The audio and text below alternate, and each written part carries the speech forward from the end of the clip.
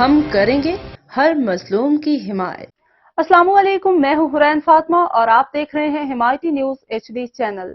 नजर डालते हैं आज की अहम खबरों पर। जिला मलीर भैंस कॉलोनी रोड नंबर 8 पर भैंस कॉलोनी DSP दफ्तर के सामने बम की इतला 15 पर किसी ने दी। थाना सुखन के SHO, DSP और रेंजर्स एहलकार भी जाए वकुआ पर मौजूद इलाके को घेर लिया गया।